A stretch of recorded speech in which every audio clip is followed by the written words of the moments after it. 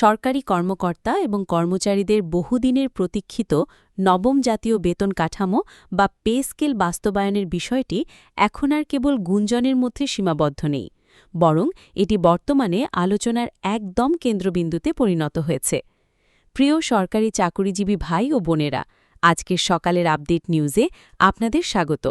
যারা আমাদের চ্যানেলে নতুন তারা এক্ষুনি চ্যানেলটি সাবস্ক্রাইব করুন, আর হ্যাঁ, অবশ্যই কমেন্ট করে জানাবেন আপনারা কে কোন জেলা থেকে আমাদের ভিডিওটি দেখছেন। তবে চলুন কথা না বাড়িয়ে আজকের সর্বশেষ সংবাদটি জেনে নিন। দীর্ঘ সময় ধরে দেশে চলমান উচ্চ মূল্যস্ফীতি, নিত্য প্রয়োজনীয় দ্রব্যমূল্যের লাগামহীন ঊর্ধ্বগতি, শহর ও মফস্বল এলাকায় অস্বাভাবিক হারে বাসাভাড়া বৃদ্ধি, চিকিৎসা সামগ্রী ও সেবার ব্যয় বৃদ্ধি এবং সন্তানদের শিক্ষাখাতের খরচ বেড়ে যাওয়ার কারণে সার্বিক জীবনযাত্রার ব্যয়ে আকাশচুম্বী হয়েছে। এমন একটি দমবন্ধ করা অর্থনৈতিক প্রেক্ষাপটে সরকারি চাকুরিজীবীদের মধ্যে নিজেদের অস্তিত্ব টিকিয়ে রাখার তাগিদে নতুন পে স্কেল নিয়ে ব্যাপক এবং জোরালো প্রত্যাশা তৈরি হয়েছে। সংশ্লিষ্ট অর্থ মন্ত্রণালয় এবং জনপ্রশাসন মন্ত্রণালয়ের একাধিক বিশ্বস্ত সূত্র জানিয়েছে যে সরকার এখন আর বিষয়টি এড়িয়ে যাচ্ছে না, বরং নীরবে কিন্তু অত্যন্ত গুরুত্বের সঙ্গে বিষয়টি নিয়ে ভেতরে ভেতরে কাজ করে যাচ্ছে। ইতোমধ্যেই সরকারের নীতি নির্ধারণী পর্যায়ে এবং উচ্চপদস্থ আমলাদের মধ্যে একাধিক দফার রুদ্ধদ্বার আলোচনা সম্পন্ন হয়েছে। সরকারের উচ্চ পর্যায়ের নীতি নির্ধারক এবং কর্মকর্তাদের মতে দেশের বর্তমান কঠিন অর্থনৈতিক বাস্তবতা এবং বৈশ্বিক প্রেক্ষাপট বিবেচনায় রেখে একটি যুগ উপযোগী, বাস্তবসম্মত এবং টেকসই বেতন কাঠামো তৈরির আপ্রাণ চেষ্টা চলছে, যাতে করে সরকারি কর্মকর্তা ও কর্মচারীরা বর্তমান সময়ের এই ভয়াবহ আর্থিক চ্যালেঞ্জ দৃঢ়তার সঙ্গে মোকাবেলা করতে পারেন এবং দুর্নীতিমুক্ত থেকে রাষ্ট্রের সেবা নিশ্চিত করতে পারেন। সচিবালয়ের নির্ভরযোগ্য সূত্রগুলো বলছে, আগামী ৭ জুন জাতীয় সংসদে শুরু হতে যাওয়া বাজেট অধিবেশনকে ঘিরে সারা দেশের লাখ লাখ সরকারি চাকুরিজীবীর মনে নতুন আশার সঞ্চার হয়েছে। সংসদ সচিবালয়ে প্রকাশিত আনুষ্ঠানিক তথ্য অনুযায়ী মহামান্য রাষ্ট্রপতি মোহাম্মদ শাহাবুদ্দিন ওই দিন বিকেল ৩টায় তৃতীয় জাতীয় সংসদের দ্বিতীয় অধিবেশন আহ্বান করেছেন। এটি একটি অত্যন্ত গুরুত্বপূর্ণ অধিবেশন, কারণ এই অধিবেশনে আগামী ২০২৬-২৭ অর্থবছরের জাতীয় বাজেট উপস্থাপন করবেন মাননীয় অর্থমন্ত্রী আমির খসরু মাহমুদ চৌধুরী। অর্থ মন্ত্রণালয় সংশ্লিষ্ট এবং বাজেট প্রণয়নের সঙ্গে যুক্ত কর্মকর্তাদের জোরালো দাবি, এবারের বাজেটে দেশের সরকারি কর্মকর্তা এবং কর্মচারীদের জন্য একটি বড় ধরনের এবং ইতিবাচক বার্তা থাকতে পারে।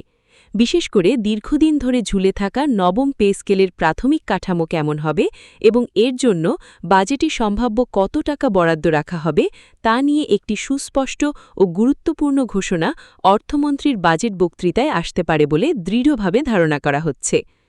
আরও জানা গেছে যে অর্থ মন্ত্রণালয় কেবল ঘোষণাতেই সীমাবদ্ধ না থাকায় বরং তারা ইতোমধ্যেই বিভিন্ন মন্ত্রণালয়, বিভাগ এবং অধিদপ্তরের কাছ থেকে মাঠ পর্যায়ের বাস্তব তথ্য সংগ্রহ শুরু করেছে।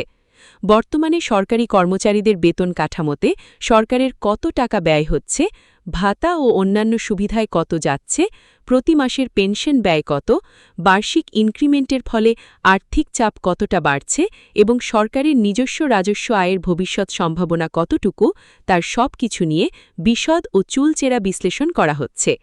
অর্থ বিভাগের রাজস্ব এবং ব্যয় নিয়ন্ত্রণের সঙ্গে যুক্ত একাধিক জ্যেষ্ঠ কর্মকর্তা মনে করছেন, বর্তমান বাজার বাস্তবতায় এবং দ্রব্যমূল্যের এই চরম ঊর্ধ্বগতির সময়ে বিদ্যমান অষ্টম জাতীয় বেতন কাঠামো কোনোভাবেই আর কার্যকরভাবে সরকারি কর্মকর্তা ও কর্মচারীদের জীবনযাত্রার ন্যূনতম মান ধরে রাখার সঙ্গে সামঞ্জস্য রাখতে পারছে না।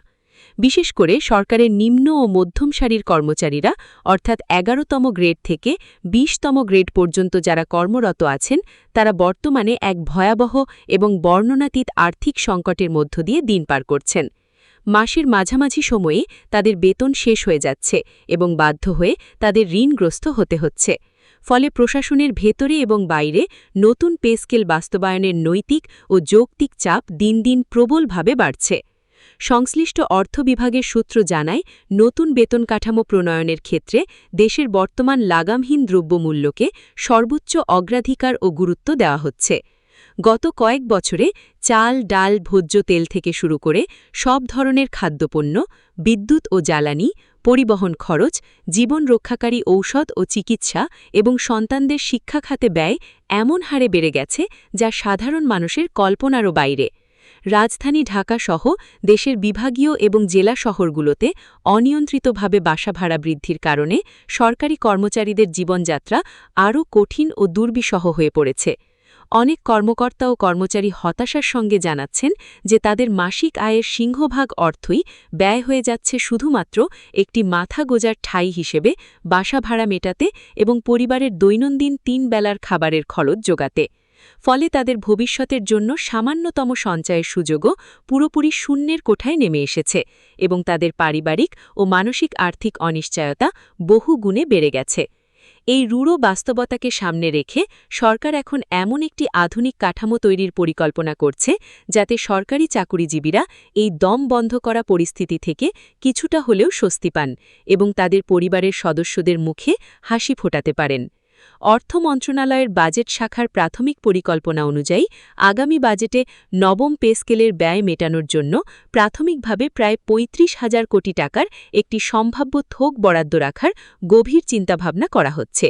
যদিও এই বিশাল অঙ্কের অর্থ পুরোটা এক অর্থবছরে বা একসঙ্গে ব্যয় করা হবে না বলে নীতি নির্ধারকরা জানিয়েছেন। সরকারি শীর্ষ নীতি নির্ধারকরা এবং অর্থনৈতিক বিশ্লেষকরা গভীরভাবে মনে করছেন একবারই সম্পূর্ণ পে স্কেল ১০০% বাস্তবায়ন করলে দেশের সার্বিক অর্থনীতির ওপর একটি বিশাল এবং অপ্রত্যাশিত বড় ধরনের চাপ তৈরি হতে পারে। বিশেষ করে বর্তমানে দেশের বৈদেশিক মুদ্রার রিজার্ভের ওপর চাপ, বিপুল পরিমাণ বৈদেশিক ঋণ পরিশোধের বাধ্যবাধকতা, ডলারের উচ্চ মূল্যের কারণে আমদানিতে অতিরিক্ত ব্যয়, বিশ্বব্যাপী চলমান বৈশ্বিক অর্থনৈতিক অস্থিরতা এবং লক্ষ্যমাত্রার তুলনায় দেশের অভ্যন্তরীণ রাজস্ব ঘাটতির মতো নানামুখী চ্যালেঞ্জের মধ্যে সরকারকে অত্যন্ত সতর্কতার সঙ্গে পা ফেলতে হবে। এজন্য রাতারাতি সব বাস্তবায়ন না করে ধাপে ধাপে এবং পর্যায়ক্রমে নতুন পে স্কেল বাস্তবায়নের একটি নিরাপদ কৌশল গ্রহণ করা হয়েছে। সূত্রগুলো আরও বিস্তারিতভাবে জানায় যে প্রথম ধাপে শুধুমাত্র কর্মচারীদের মূল বেতনে একটি সম্মানজনক এবং সীমিত পরিসরে বৃদ্ধি দেওয়া হতে পারে, যা তাদের প্রাথমিক ধাক্কা সামলাতে সাহায্য করবে। এরপর দেশের অর্থনীতির অবস্থা বিবেচনা করে পরবর্তী ধাপে বাড়ি ভাড়া, চিকিৎসা ভাতা, যাতায়াত ভাতা, টিফিন ভাতা এবং অন্যান্য আনুষাঙ্গিক আর্থিক সুবিধাগুলো বর্তমান বাজার দরের সঙ্গে সামঞ্জস্য রেখে সমন্বয় করা হবে। এছাড়া দেশের প্রবীণ নাগরিক অর্থাৎ পেনশনভোগীদের বিষয়টি সরকার অত্যন্ত আবেগ ও গুরুত্বের সঙ্গে বিবেচনা করছে, কারণ বৃদ্ধ বয়সে তাদের চিকিৎসার খরচ অনেক বেশি থাকে। বর্তমানে দেশে প্রায় ১৪ লাখ সরকারি কর্মকর্তা ও কর্মচারী সক্রিয়ভাবে বিভিন্ন দপ্তরে কর্মরত আছেন এবং এর পাশাপাশি ৯ লাখ অবসরপ্রাপ্ত পেনশনভোগী রয়েছেন, যারা নিয়মিত সরকারি কোষাগার থেকে আর্থিক সুবিধা গ্রহণ করেন। নতুন পে স্কেল কার্যকর হলে প্রত্যক্ষ এবং পরোক্ষভাবে এই বিশাল জনগোষ্ঠীর এবং তাদের পরিবারের প্রায় ১০ কোটি মানুষের জীবনমানের দৃশ্যমান উন্নতি ঘটবে বলে আশা করা হচ্ছে।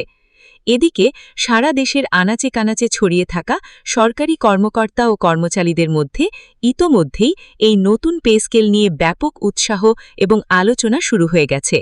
ফেসবুক, ইউটিউব সহ বিভিন্ন সামাজিক যোগাযোগ মাধ্যমে দেশের প্রতিটি সরকারি অফিসের বারান্দায় এবং প্রশাসনিক মহলের চায়ের আড্ডায় বিষয়টি নিয়ে সারা দিন নানা ধরনের জল্পনা কল্পনা এবং হিসাব নিকাশ চলছে। অনেকেই নিজেদের মতো করে হিসাব করছেন এবং ধারণা করছেন প্রাথমিক পর্যায়ে হয়তো